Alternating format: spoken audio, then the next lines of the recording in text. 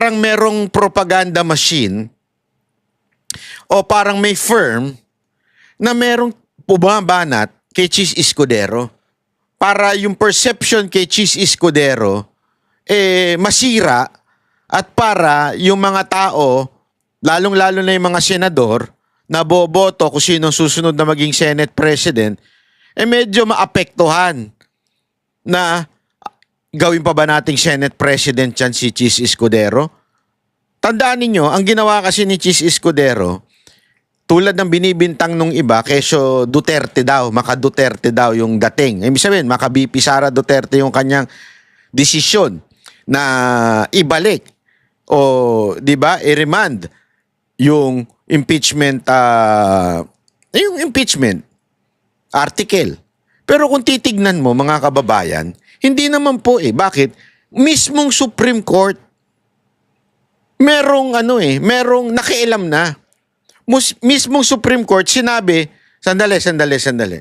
Bago yan, meron muna tayong siyam na tanong. Siyam na tanong at pakisagot muna. Kamara, sagutin nyo muna ito. Anong nangyari sa mga ganito? Sa first, second, and third impeachment? Bakit kayo pumunta sa pang-apat? Na-review ba talaga ng mga congressman bago pinirmahan? Anong committee, saan dumaan yan? May karapatan ba yung SecGen na i-delay? Yeah? So, ibig sabihin, may siyam na medyo kaduda-duda na dapat sagutin. Again, bakit? When you ask something, because meron kang kailangang linawin. Kasi nga, medyo malabo. So, ibig ko lang sabihin, if the Supreme Court says the same thing with Chis Escudero, merong sinasabi yun. If the Senate remand o ibinalik sa Kamara, hindi ibig sabihin si Chis Escudero maka-Duterte. Yeah? Pero, bakit ganun? Kasi nga, may problema. Pero anong kulay na ipinapataw nitong mga congressman natin, mga prosecutor, mga dilawan, mga komunista, mga terorista, anong pinapataw ngayon dito kay Chis Escudero? Mukhang merong pangdudumi na ginagawa etong mga to kay Chis Escudero para sa susunod na Congress, yung 20th Congress, mapalitan siyang Senate President. Tingnan ninyo itong balita na ito, ha? Tingnan ninyo. Kaliwat kanan ang pagbaha ngayon pero tila may political storm din na namumuo sa Senado. Si SP Chis Escudero nagsingit umano ng bilyong-bilyong piso sa 2025 national budget.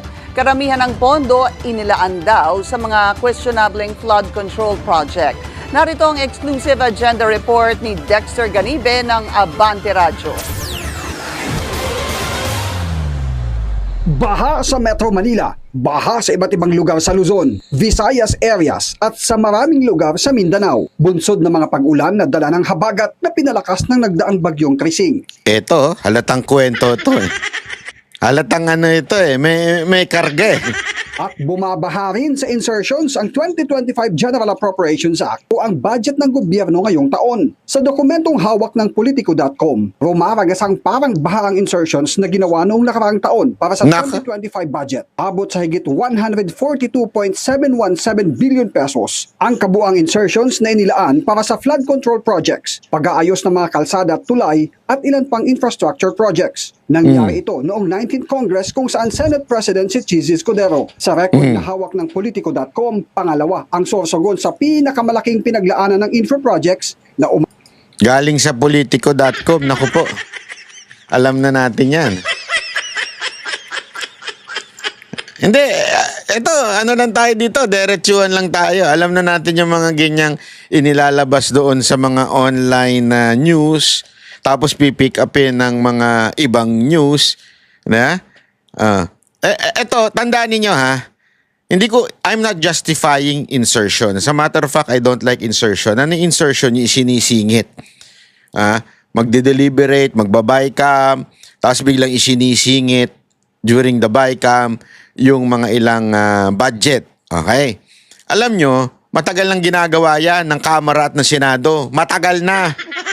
Kopong-kopong ginagawa na nila yan. And I'm not justifying it. But, ngayon, parang may diin. May biglang diin na sandali. Ito na naman tayo eh. Na, parang, ina-isolate natin yung case kay Chis Escudero lang. Parang ganun eh. Parang bagang matagal na may confidential funds. Yeah? Merong ganitong batas na hindi pwedeng sabihin yung kusino, kaya nga confidential funds eh. Tapos biglang in-isolate yung kay BP Sara Duterte. This time, matagal ito mga insertion na to.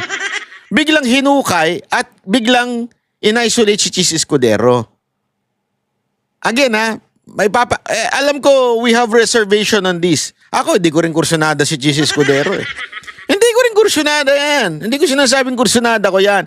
Pero may naaamoy akong iba eh. May naaamoy akong iba.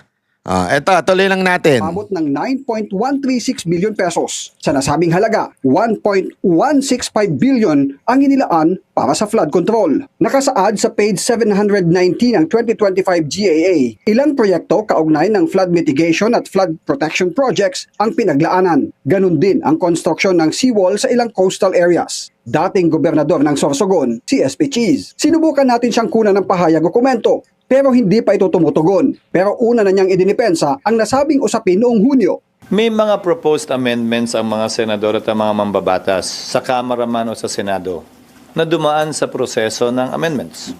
Kung saan mang lugar yon, nakalagay naman sa budget lahat. Pinakamalaki namang budget ang nailaan sa mga infra projects sa Bulacan na aabot sa higit sa 12 billion pesos, kung saan 2.9 billion dito ay para sa mga proyektong may kinalaman din sa flood control. Ilan lang dito ang mga flood control structure sa San Miguel at Mecawayan Rivers, Ugo. Ako, agree ako dito eh, na punahin yung mga project sa flood control.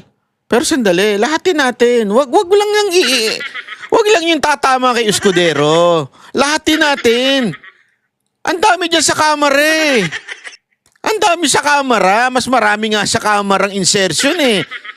Bakit ito ang pinupuntirya natin ngayon? Napapaghalataan, be. Creek sa Balagtas, Bulacan, revetment wall sa San Rafael at Pandi, Pulilan, Bukawi at Malolos City. Pero sa statement na binigay ni Senator Joel Villanueva, umaasa siyang totoo ang lahat. Dahil taliwasan niya ito sa sinabi sa kanya ng District Engineer ng Bulacan DPWH. Nakapagdaraw niya itong tanungin sa isasagawang budget hearing sa mga susunod na buwan. Ayon kay Villanueva, hindi siya kasama sa liderato ng Senado noong pandayin ng 2025 national budget. Bukod sa Bulacan at Sorsogon, kasama sa top 10 na lugar na nakinabang sa umano'y 2025 budget insertions sa ilalim ng pamumuno ni SP Cheese, ang Mindoro, Batangas, Davao, Misamis Occidental, Quezon Province, Valenzuela City at Cebu. Marami rin sa mga proyektong pang-infrastruktura na nakasaad sa 25 GAA ay pawang nauulit lang at kinatay-katay ang isang kahabaan ng kalsada at pinaghiwa-hiwalay na magkakaibang proyekto na may kanya-kanyang budget. Para sa agenda, Dexter Ganibe, Abante Radio.